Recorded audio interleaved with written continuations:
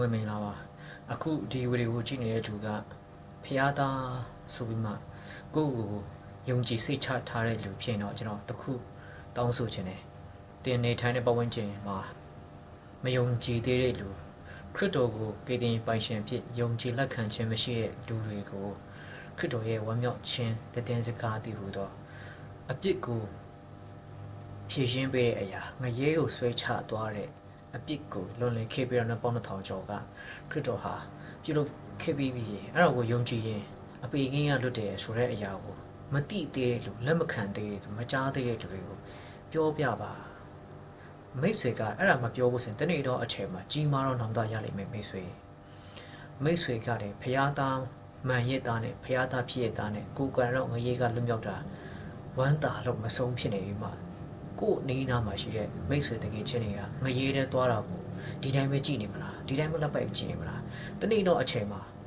ခရစ်တော်ကတင့်ကိုပြန်ပြီးမှမေးမြန်းလိုက်မယ်ငါသားတင်ငါအကြောင်းကိုဘယ်နှယောက်ပြောခဲ့မိတယ်လူတွေရဲ့အပြစ်ကိုဖေရှင်းပေးတဲ့အရာသူတို့အပြစ်ကြောင့်လုံလည်ခိဗနီပေါင်း1000ကျော်ရဲရဲဆက်ဆက်လောက်ရကြတယ်မှာအသေးသက်ခြင်းအသက်ပေးခြင်းကိုပြုလုပ်ပေးခဲ့တယ်ဆိုတာကိုတင်မယုံကြည်သူတွေကြားထဲမှာငါအကြောင်းတက်တည်ခံခဲ့လားဆိုတော့တင့်ကိုယေရှုခရစ်တော်မဲလိုက်မယ်အဲ့အချိန်မှာတင်ကနေနောက်သားကြီးစွာရလိုက်မယ်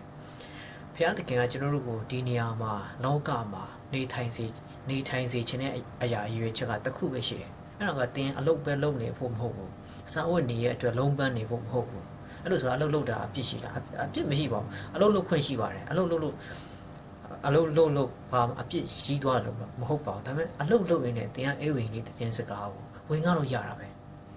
တင်က company ဝန်ထမ်းဖြစ်လို့အစိုးရဝန်ထမ်းဖြစ်လို့တင်ကအချိန်ပြည့်အမှုတော်ဆောင်မဟုတ်လို့တင်ရောက်ဆရာမဟုတ်လို့ဓမ္မဆရာ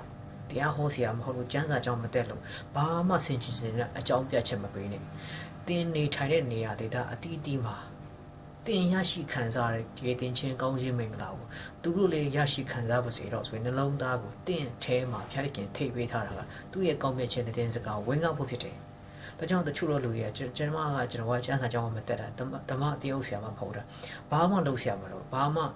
စင်ကျင်နေတဲ့ပေးဆရာမဟုတ်တမန်ကျမ်းစာကိုတင်ကိုပေးထားတာပါလေတမန်တရားဆိုတာကကျမ်းစာကြောင်းမှာပဲရှိတာမဟုတ်ဘူးတင်အကျွင်းမဲ့ယုံကြည်ခံရတဲ့နှလုံးသားနဲ့တကားဖွင့်ထားလို့ဆိုအမအရွယ်မရှိတဲ့တန်ရှင်တော်ဥပိ္ပစေဆရာတမန်တရားကိုတွင်တင်မဲ့သူကတင်အနိနာမှာရှိတယ်တင်အထဲမှာရှိတယ်ဒါကြောင့်တချို့သောလူတွေကကျမ်းစာကြောင်းတောင်းမှဝင်ငှရအောင်လို့ထင်တယ်ဒါကအကြီးမားဆုံးတော့ခံယူချက်ဖြစ်တယ်အဲ့လိုဆိုကျမ်းစာကြောင်းသွားတာမဟုတ်ပါဘူးဒါပေမဲ့တမန်တရားဆိုတာကျမ်းစာကြောင်းမှာပဲရှိတာမဟုတ်ဘူးဘုရားကြောင်းမှာပဲရှိတာမဟုတ်ဘူးသူတပားဝင်ငှခြင်းအဖြစ်ရနိုင်တဲ့နိလန်ပဲရှိတာမဟုတ်ဘူးကိုတိုင်းနှလုံးသွင်းစင်ခြင်းဖတ်ရှုကျမ်းစာအုပ်ပေးထားတာတင့်ကိုလည်းကားပေးထားမို့တင်ကတမန်တရားကိုရရှိဖို့အတွက်တင့်ကိုအနဲ့နဲ့ချွတ်လေးနဲ့ကာကရဏသိရှိနိုင်ဖို့အတွက်ဝိညာဉ်တော်ဘုရားကိုတင့်အထဲမှာတင့်အနာမှာတင့်အတွက်ခရစ်တော်ကဆေးလုပ်ပေးတာဖြစ်တယ်ဒါကြောင့်ဘေးကျမ်းစာကြောင်းမှာဘေးဆရာကြီးမှအမားယွင်လုံးဝမရှိတော့ဘူးဆိုတော့မရှိဘူးပဲအမားယွင်အကင်းဆုံးကတန်ရှင်တော်ဝိညာဉ်တော်ဘုရားဖွင့်ပြတဲ့အရာကအမားယွင်အကင်းဆုံးပဲ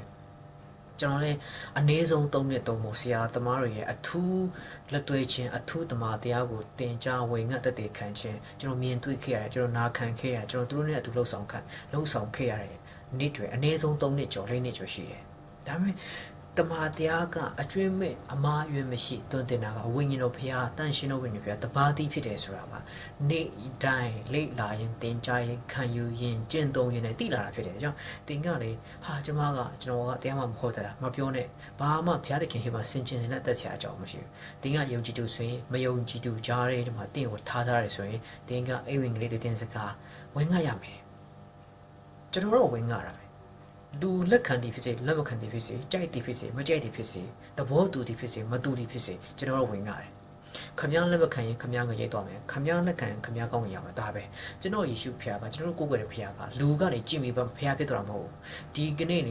ေဘာသာရေးကသတ်မှတ်ထားတဲ့ဖခင်လို့သတ်မှတ်ထားတဲ့လူတွေကတေးချင်းမောင်ကိုမအောင်မြင်တဲ့ဖခင်တွေကကျွန်တော်တို့ကိုကယ်တင်လို့ရတဲ့ဖခင်တွေမဟုတ်ဘူးယေရှုဖခင်ဆိုတာကလူသားလာဖြစ်တယ်ဆိုတော့ဘာလို့လူသားလာဖြစ်ရလဲလူသားမဖြစ်ခင်မှာဟောမနှုတ်ကတော်နဲ့အနေနဲ့နေချင်ကျွန်တော်မြင်တွေ့ခွင့်မရအောင်နံဝိညာဉ်ဖြစ်တယ်အကြီးမြတ်ဆုံးသောဘုံတကုံးအာနုပေါ်နဲ့ကျွန်တော်လူသားမျက်စိနဲ့အသွေးသားနဲ့ဆက်ဆံလို့ထိတွေ့လို့မရတဲ့ဘုံတကုံးအာနုပေါ်ရှင်ဖြစ်တယ် တင့်ကိုချစ်လုံးလို့ကျွန်တော်ကိုချစ်လုံးလို့လူသားလာခံရတာဒါကြောင့်သားတော်လို့ခေါ်တာခမဲတော်သားတော်တန်ရှင်တော်ဝိညာဉ်တော်ဖျားဆိုတာကလူတွေနားလေအောင်ဖွင့်ပြတဲ့စကားလုံးတစ်ခုပဲရှိအမှန်တော့သားတော်ခမဲတော်တန်ရှင်ဝိညာဉ်ဘယ်သူမှမကြီးမသေးပဲအားလုံးကဖျားတွေပဲဒီအရာတွေကိုကျွန်တော်တို့နတ်နိုင်ချွတ်ချွတ်သိနိုင်ဖို့ဆိုတာကလည်းဘုရားသခင်ဖွင့်ပြမှာကျွန်တော်သိတယ်ဘုရားသခင်ဖွင့်ပြမှာဖွင့်ပြတော့ကျွန်တော်တို့သိခွင့်ရှိတာဖြစ်တယ်တင်ကဖွင့်ပြခြင်းမခံရဘူးဆိုတော့ဘယ်ဖွင့်ပြခြင်းခံတဲ့တမချမ်းစာမလေ့တာနှုတ်ကတော့မလေ့တာမစင်ချင်တာဖတ်ပြီးဖတ်တယ်ဖတ်တာကလေ့လာတာမဟုတ်တဲ့အတွက်ကြောင့်တင်ကဖတ်ထားတဲ့အရာကခဏလေးနဲ့ပျောက်သွားမယ်လေ့လာပါဒါကြောင့်တမချမ်းစာကြောင့်တင်တမချမ်းစာတင်တာတို့ကျမ်းစာကြောင်းသွားတာတော့ကောင်းပါတယ်ဒါအဲ့ဒီထက်ပိုးပြီးမှအမားအယွင်ကင်းစွာတင့်ကိုတမတရားအစ်စ်ပေးနေတာဝိညာဉ်ဖျားကတင့်အနီးနားမှာရှိတယ်ကျမ်းစာကြောင်းထက်ပိုးပြီးအစ်စ်မြင်တဲ့တင့်နဲ့နီးနေတော့ရှိတယ်တမအမှုတော်ဆောင်တွေထက်ပိုးပြီးမှအနက်အတိတ်ပဲဖွင့်ပြနေတာတင့်အနီးနားမှာရှိတယ်ဝိညာဉ်ဖျားကတင့်အတွက်အဲ့ဒီအတွက်အထူး special ခရစ်တော်ကတင့်အတွက်ဆေလို့ပေးထားတဲ့ဥပ္ပစေစရာတီးဟူတော့ထိုတန်ရှင်တော်ဝိညာဉ်ဖျားရောက်လာရင်တတို့ကိုတမတရားအကျွမ်းမဲ့တွင်တင်လိုက်မယ်လို့ပြောတော့အဲ့ဒါပဲဒါကြောင့်တင်ကလည်းတမန်တရားကိုလေ့လာပါစီးဖို့နှလုံးသွင်းပါခံယူပါတင်ကိုယ်ကိုယ်နဲ့ဖျားကျွန်တော်တို့ကိုယ်ကိုယ်ဖျားကဖျားတကာနဲ့သူ့နိုင်လို့ရှင်လို့မရတဲ့ဖျားဖြစ်တယ်ကျွန်တော်ဖျားပဲဖျားနဲ့လာမရှင်တယ်ကျွန်တော်အရှင်မခံပါဆိုလောကမှာရှိတဲ့ဖျားတွေကတေးချင်းမှန်ကိုမအောင်တဲ့ဖျားတွေဖန်ဆင်းခံဖျားတွေဖန်ဆင်းရှင်ဖို့ဒါကြောင့်ဘယ်ဖျားကိုဖန်ဆင်းရှင်ဖျားလို့ခေါ်တယ်ဘယ်ဖျားဝမကုန်ခရစ်တော်ဖျားသခင်တန်ရှင်တို့ရဲ့ဖျားပေါ်ကျွန်တော်ဖန်ဆင်းရှင်ဖျားလို့ခေါ်တာကေတင်ရှင်ဖျားလို့ခေါ်တာတေးချင်းမှန်ကိုအောင်တဲ့ဖျားလို့ခေါ်တာဘယ်ဖျားကိုမှအဲ့လိုခေါ်လို့မရှိဘူးတဆူတီတော်ဖျားခရစ်တော်ခမဲတော်သားတော်တန်ရှင်တို့ရဲ့ဖျားပဲကျွန်တော်တို့ကအဲ့လိုခေါ်လို့ရှိတယ်အဲ့ဒါတင့်ဖျားကျွန်တော်ဖျားဖြစ်တယ်ဘာမှအညိနိုင်ခံစရာမလိုဈေးလျှော့စရာမလိုမယုံကြည်တဲ့အတိုင်းသူတို့ခံမယ်ယုံကြည်တဲ့အတိုင်းသူတို့စံစားမယ်ဒါပေမဲ့ပြောဖို့တော့တင့်တာပဲကျွန်တော်တောင်းဖြစ်တယ်မပြောရင်တင်တောင်တော့အချီးကြီးရလိုက်မယ်ကျွန်တော်လည်းအချီးကြီးရလိုက်မယ်ဒါကြောင့်ပြောပါဝိညာဉ်တည်ခံပါတမန်တယောက်လေ့လာနှလုံးသွင်းဆင်ခြင်ပါဆုတောင်းပါလို့ကျွန်တော်ပြောချင်တယ်အားလုံးဖျက်ခင်ကောင်းကြပါစေ